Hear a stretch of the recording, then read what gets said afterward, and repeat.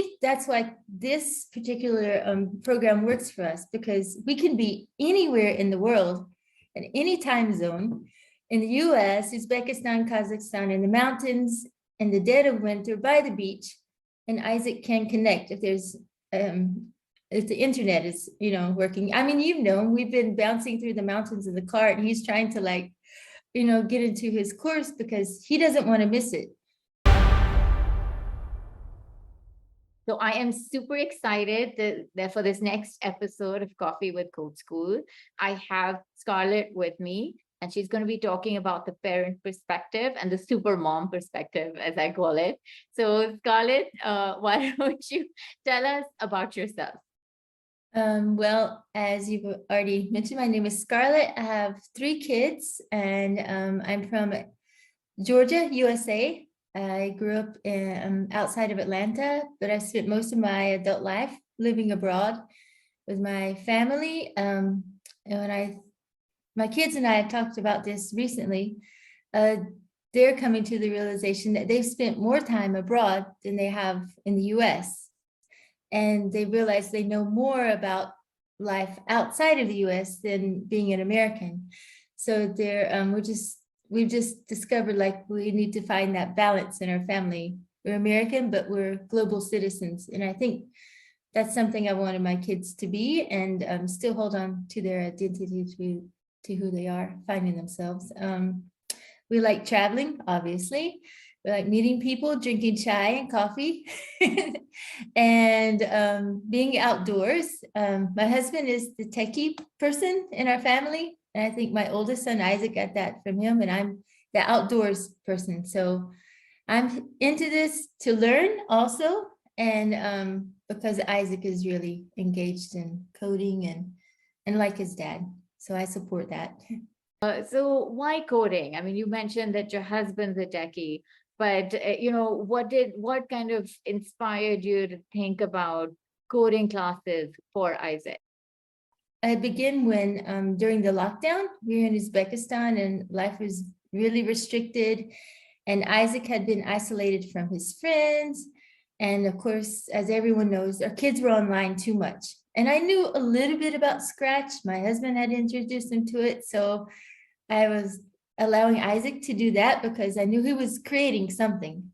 So instead of playing games, I thought, okay, let's let him make games. And then you reached out to me and said, hey, I'm starting this.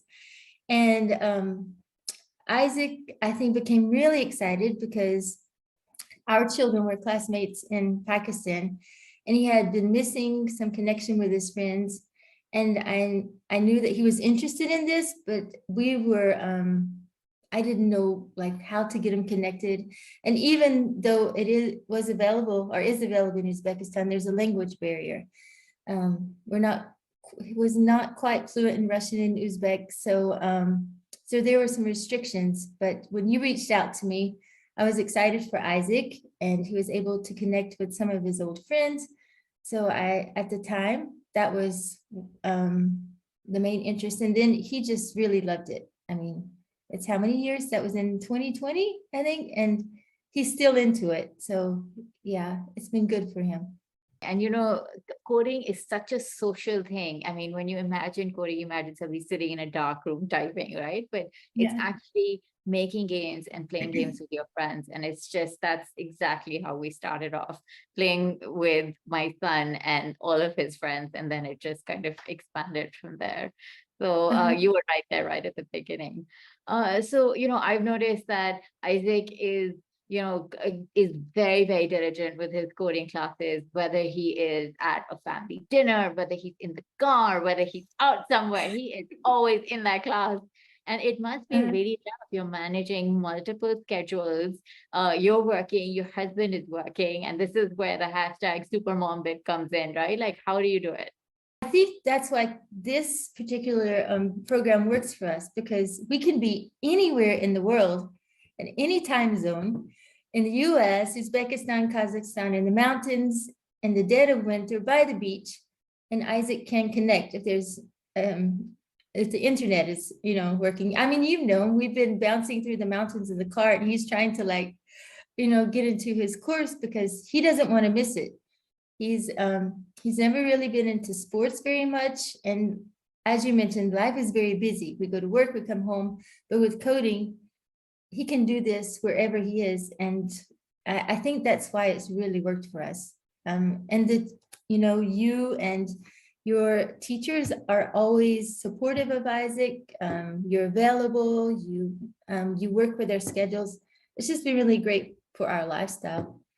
And he loves it. Like, yeah, he always wants, it's a part of our life. I mean, it's been so many years now. If there's a time, you know, sometimes we can't join for like a month or so, he misses it. He wants to know, like, when are we starting again? When are we joining back? Oh my gosh, that is such an amazing thing to hear, because kids are such a tough audience. They're like the truest, toughest audience ever. And Yes. so we have had to work super hard to make things challenging yet fun, and teaching big things but in a fun way. Okay, so what advice would you have for parents who want to enroll their children into a STEM or coding class and might not know what it is or how to gauge whether it's a good program or not a good program? I mean, just what advice would you have? I still don't know a lot about coding, but I know that it's necessary for my children. In the words of Isaac, he walked me through these questions and he said, well, it's important for this future. Everybody needs it. And that was, even though like I'm the one who I'm supporting him, and I'll probably enroll my 8-year-old son when he's ready. I think for parents, my advice is to give it a try. It is the future. It is life. I mean, it's what everyone will need. And I think I'm really grateful that I know you, a very trustworthy person, and we're able to connect, and I can give this to my kids.